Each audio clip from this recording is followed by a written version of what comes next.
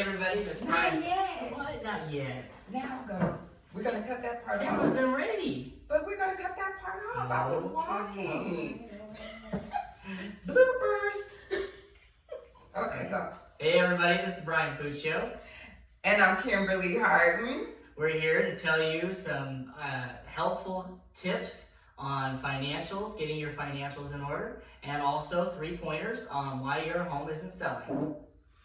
Okay, the first point is our financial aspects.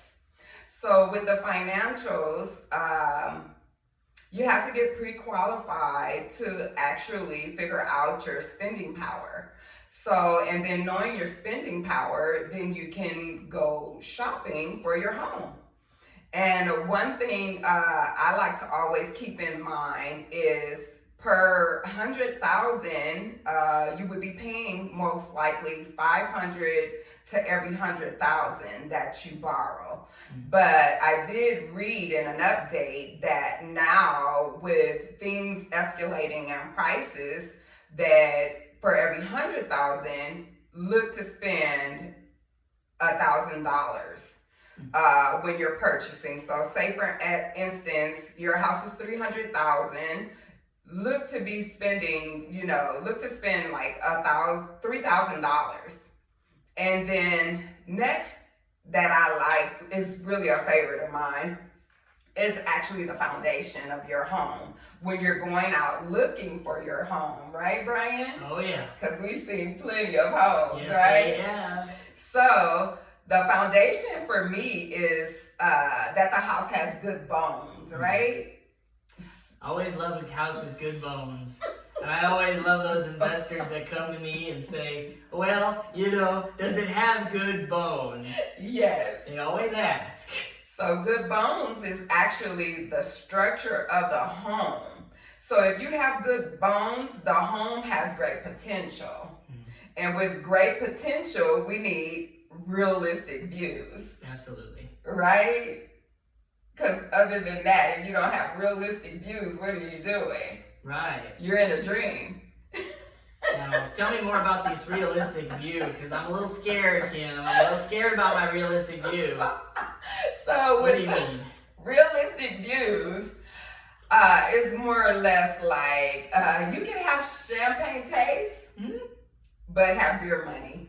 Does that mean, when I'm qualified for $350, I shouldn't be looking at $600,000? Exactly, Brian. That's exactly what that means. You just pushed my bubble, Kim.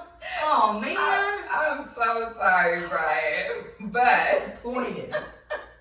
But now to add to my 3 points, we're gonna have Brian discuss his 3 points. Absolutely. So here's 3 reasons why your home isn't selling.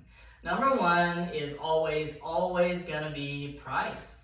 Your price too high for the market to bear. And it not selling is giving you an indication that you're just overpriced. And that happens.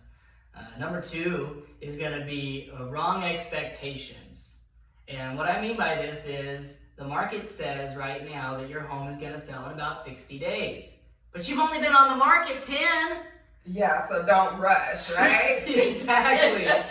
There's no reason to ask Google or ChatGPT or YouTube, why is my home not selling when the market's indicated it's just not time. And right now it's a buyer's market, right? That's right. So it's going to be about 45 to 60 days depending on what your area you're in. And so, number 3 point is going to be very simple. And I say this with the greatest amount of caution.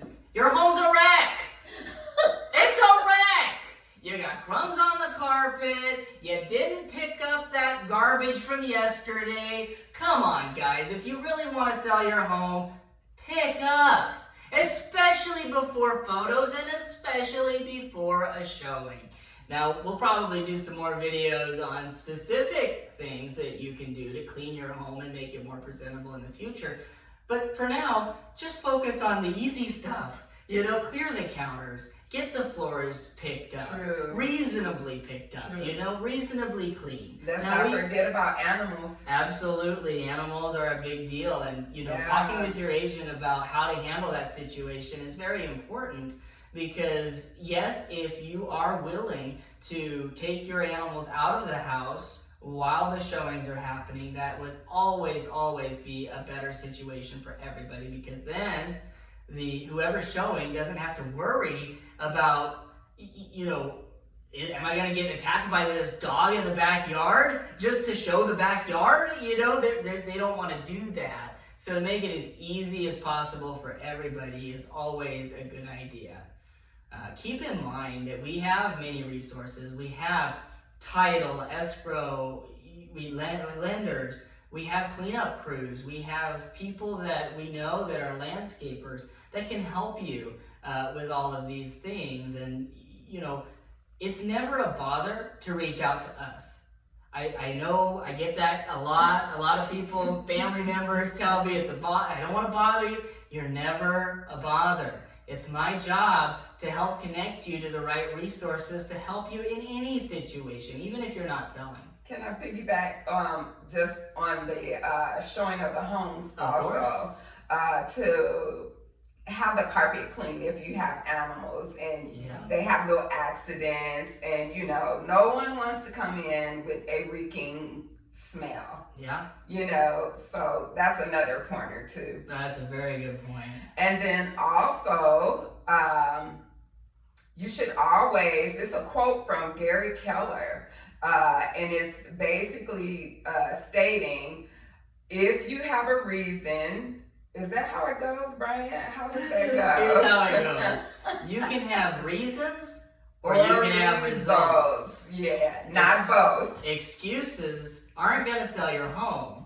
Only action and strategies. strategy will. I think we did pretty good. I think so.